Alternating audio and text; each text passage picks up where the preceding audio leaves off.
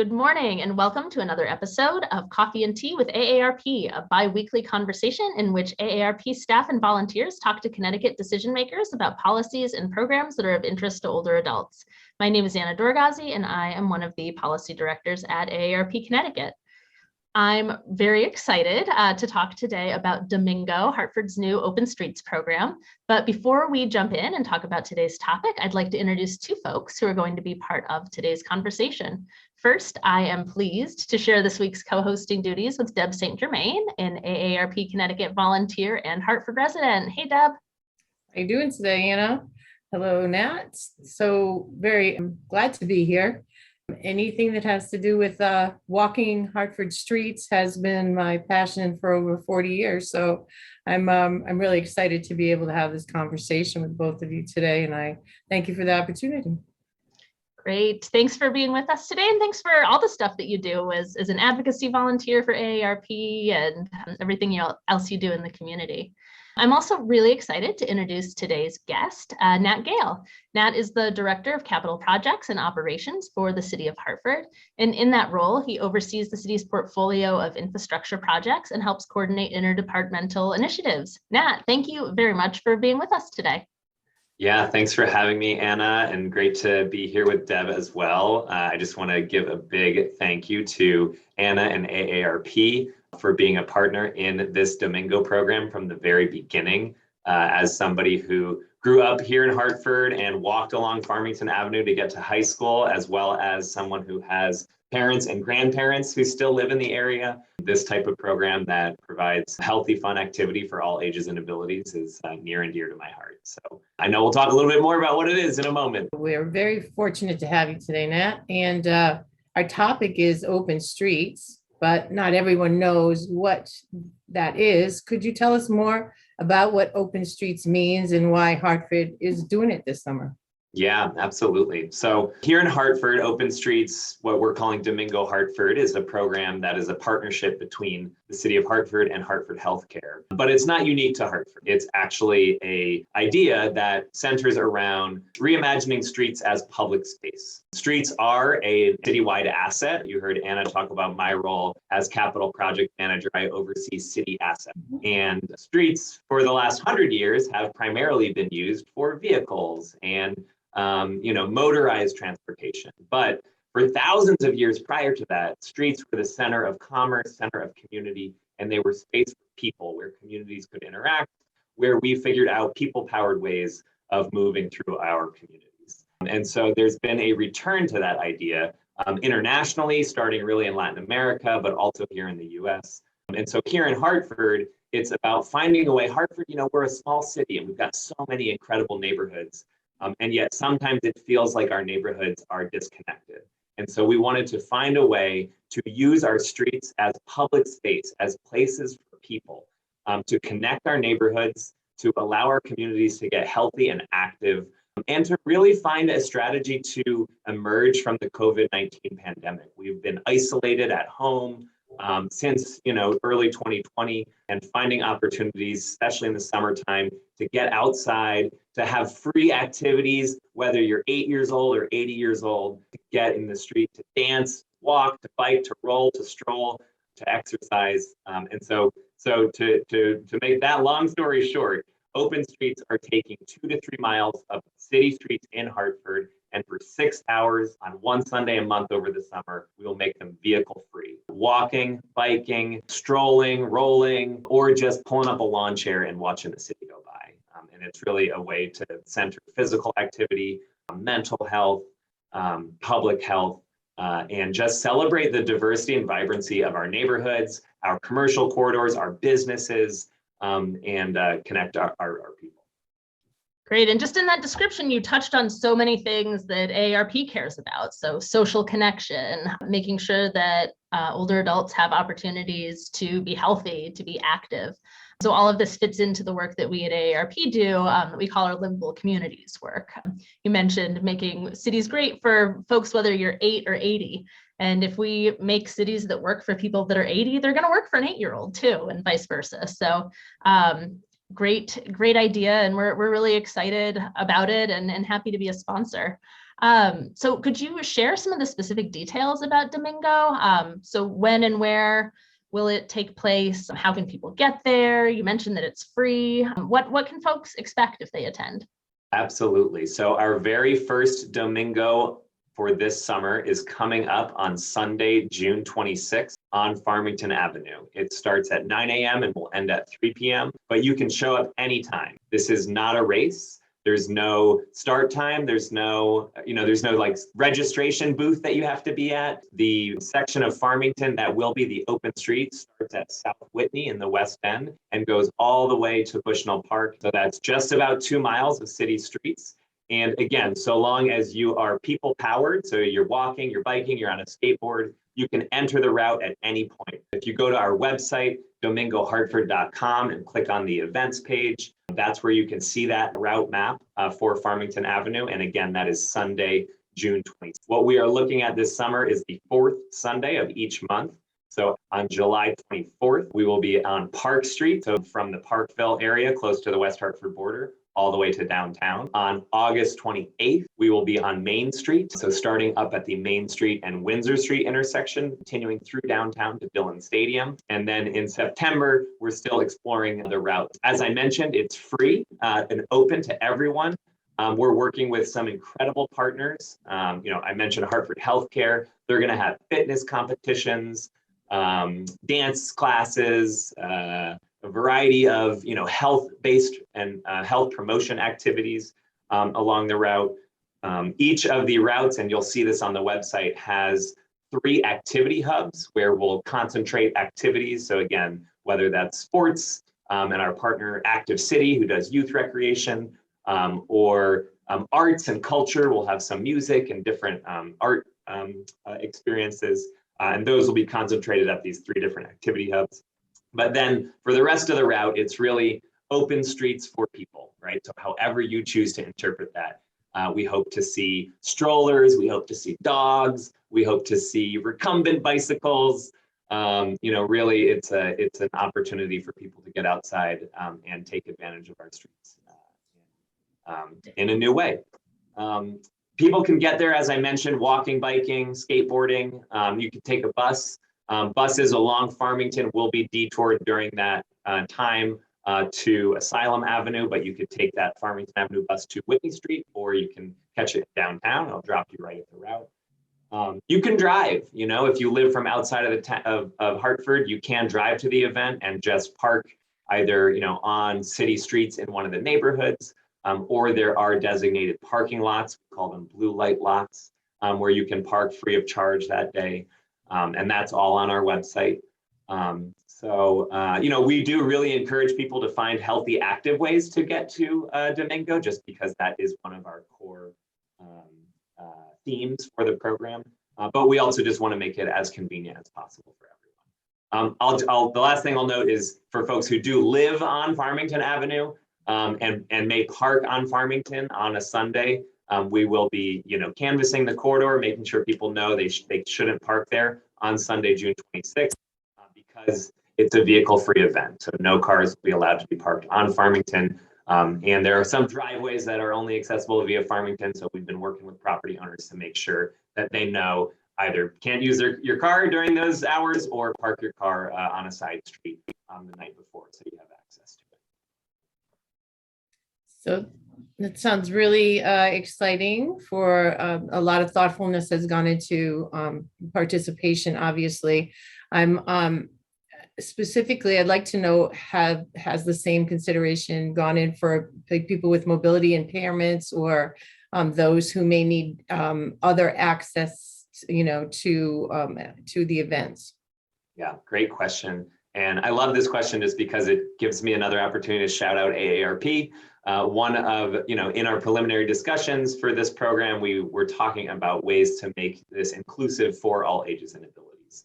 And so one of the elements that AARP is helping underwrite for this program is a series of pedicabs along the route. So if you don't own a bike or don't want to bike or have mobility issues and can't walk or use other mobility devices. We can put you in a pedicab and you can experience the route. We'll have people taking folks up and down the route the whole day. And so those pickup and drop off zones will be in those activity hubs. And we think that's a great benefit for folks who may have mobility issues. Of course, if you're in a wheelchair, the street will be open for you to use. You can use the street like you've never used it before. Typically, you'll be confined just to the sidewalk, and now you'll be able to actually roll in the middle of the street. And again, one of the things that's amazing about this program, right, is there are amazing physical health benefits, right? But there are also mental health benefits of just being in community. And so if you don't want to walk, you don't want to bike, you can, I think I mentioned this, you can bring your lawn chair, pop it up on the sidewalk and just watch the city go by. And studies have shown in open streets programs, there are immense mental health benefits, especially for our aging population, who may have more a sense of isolation, right, as our population ages. And so that's it. That's something that's hugely important. And again, that's why I'm so thrilled to be partnering with AARP and entities like Hartford Healthcare for this. Great. Yeah, we are really excited that we were able to support that component of open streets. That's terrific. So I guess you did a great job of discussing a little bit, some of the community impact. You're talking about, engaging residents along the corridor and posting, alternate bus routes and things like that. What about the businesses in these areas? Do we know, from experience in other cities, what the impact is on local businesses? Have residents been generally pleased with these events when they've taken place elsewhere? Has the community been engaged? Could you just comment on that a little bit? Yeah, great questions. One of the benefits of this being a program that has been deployed elsewhere is we now have over a decade of research that talks about the potential benefits for these programs. So on an economic front, I like to call this a triple bottom line program because it has so many different benefits. So economic benefits. Studies have shown that for businesses that choose to engage with an open street, right? So they stay open, they bring their business out into the street in some way, they have an A-frame or some other way of communicating to people who are walking or biking, hey, we're open, come participate. They show a 30% increase in their gross receipts during an open street day. So that is one of our first messages. We went and canvassed the whole corridor to talk to businesses to say, hey, this is coming. We encourage you to get outside and to promote your business during this day because we know there are going to be lots of people who may otherwise never have seen your storefront. Some businesses just aren't open on Sundays, right? And that's just that's the way that it is. But we want to make sure to encourage those that can stay open, do stay open.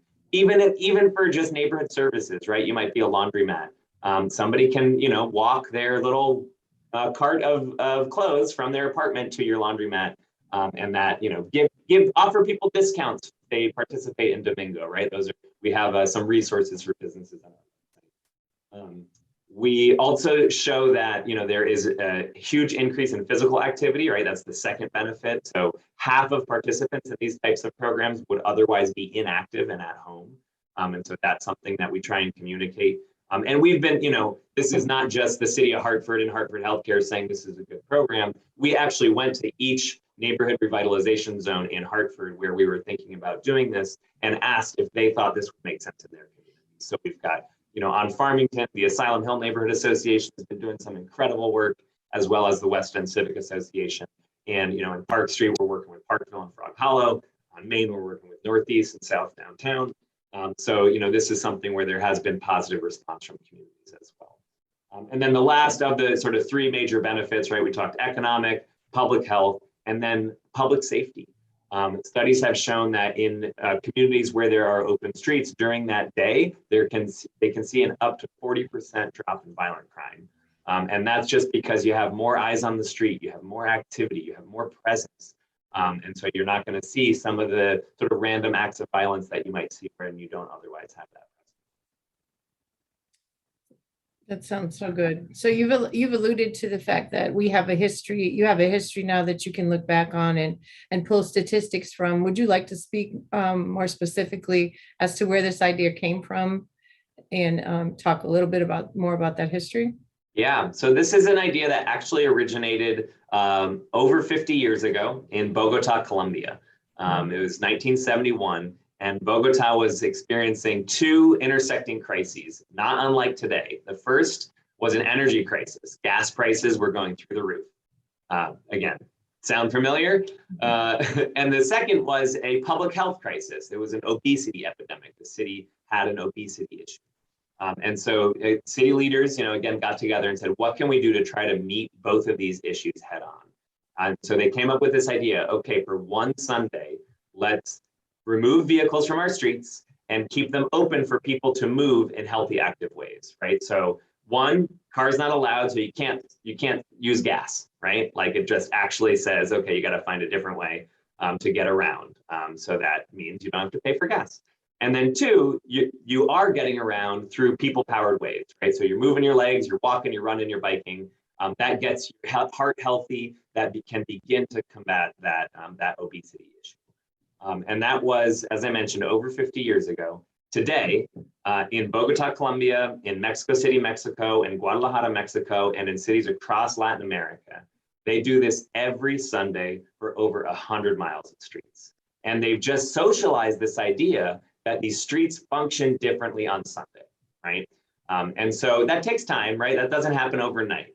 And so here in the States, cities like New York, Los Angeles, Chicago, San Francisco, but small places too, Cambridge, Massachusetts, Fort Collins, Colorado, they've started to introduce these programs. And it usually starts with a couple of Sundays a year, right? Here in Hartford, we're looking at 3 to 4. But then they start, once they're able to build momentum, maybe you look at more than just once a month, right? You can do it twice a month and then maybe every Sunday. And it takes time, right? That's the long-term vision, right? This is our first year. Let's just get these first few done really well and show that, there are other ways of moving around the city that, again, can help your wallet, help your pocketbook. You're not paying for gas, and, help your heart and help your mind. So you're mentioning, some of the great different ways to think about these spaces and some of the crises that have spurned this in other locations. So in Connecticut, one crisis that I think we're facing is that pedestrian deaths have more than doubled in the last decade throughout Connecticut, and older adults are typically overrepresented in those pedestrian deaths. DominGO's a great idea. I hope it's really fun for people of all ages, but do you think that it can also lead to lasting changes within a city's built environment? So once people get out and think of their streets differently and use their streets differently, do you think engaging in a new way with these public spaces can lead to permanent safety improvements? I think that's such an important question, and my answer to that is a resounding yes. I think that what something like DominGO and Open Streets in general have the power to do is help you envision a different city, right? I think we are so socialized to think of our streets as only places for cars, and when you can experience how quiet it is without cars, how safe it feels when you can move freely, walking or biking. It allows people, right? People to, our people who live in the city to envision another way, to envision something that is possible if we can then design our streets in ways that accommodate all ages and abilities. And because really, in order to design that infrastructure, it will require buy-in from the people who live and work around those streets. And so, because transportation is a game of trade-offs, right? If we're looking at building a, physically protected bike facility on a street, we've got to look at either reducing travel lanes or affecting parking, right? And so that requires conversations with the community. And so once you get people who dust their bikes off and come out for DominGO, it can show them that, wow, the city is so small. We can actually get from our neighborhood to our places of business in 5 or 10 minutes if we just had a safe way of getting there, right? And so you've seen in other cities this type of program really be that catalyst, that spark that starts to have, neighborhood leaders demand change and demand action. And that then helps, us as the city design around those demands. Nat, before we wrap up our conversation, you've talked about so many things. But if you'd like to think about, is there anything that we haven't asked you that we should know about DominGO? And also where people who will be watching this can go for more information, please. Yeah, great. Thank you for the opportunity. I've got three things that I want to end with. The first, again, is just a big thank you to Hartford Healthcare. We could not be doing this without them. They have invested time and resources into making our activity hubs vibrant, to helping make sure we have the resources needed to produce a program of this size and magnitude. So I just want to give a big shout out to Jeff, who's the CEO of Hartford Healthcare, and Bimmel, the CEO of Hartford Hospital. They are a major supporter. Second, for more information, please go to our website, www.domingohartford.com. There are opportunities to volunteer. I mentioned Hartford Healthcare, they're able to provide institutional support, but we need community support too. There are so many different things from setup to breakdown to helping do crowd control at our intersections to, high-fiving folks as they go by and tell them to just slow down where they need to slow down. It is a way to get involved on the website. If you click it, then there's a volunteer opportunity, and we need people to sign up. So please share it with your network, tell your friends. When you volunteer, when you sign up to volunteer, sign up with a friend. Volunteering is more fun when you do it with multiple people. Please share the word on that. And then the last thing, I want to just give a little shout out to the Hartford Foundation for Public Giving. They helped invest in an arts activation fund, which AARP is also supporting, so that it's not just fitness activities and sports related activities at our activity hubs. We're also funding local artists who we gave the prompt of, can they think of a way to use their medium, right? Whether it's sound, visual arts, sculpting, et cetera, use their medium to reinterpret the street as a public space. And so we are giving out stipends and grants to artists who have applied and have gotten through our selection process to do just that. So that is something that we're really excited. Those are going to be the little Easter eggs that you'll find along the route. We really think that there's just going to be something for everybody. Great. Well, thank you so much, Nat. I'm sure this is a very busy time for you leading up to the launch of DominGO. So thank you for making time to be with us today and just to get us really excited about this great new thing that's coming to Hartford. And thank you also so much to Deb St. Germain for co-hosting today. AARP is really excited about the pieces of DominGO that we're sponsoring. Just to reiterate, it's going to kick off this coming Sunday, June 26th at 9 a.m. and is going to be the last Sunday of each month through the end of August. So whether you're in, Hartford, Danbury, Bridgeport, any town in Connecticut, you're invited. Come join us for a great time. If you're interested in learning more about these events, as Nat mentioned, www.domingohartford.com. Thank you again for joining us today, and we hope you're going to tune in another 2 weeks for our next episode of Coffee and Tea with AARP.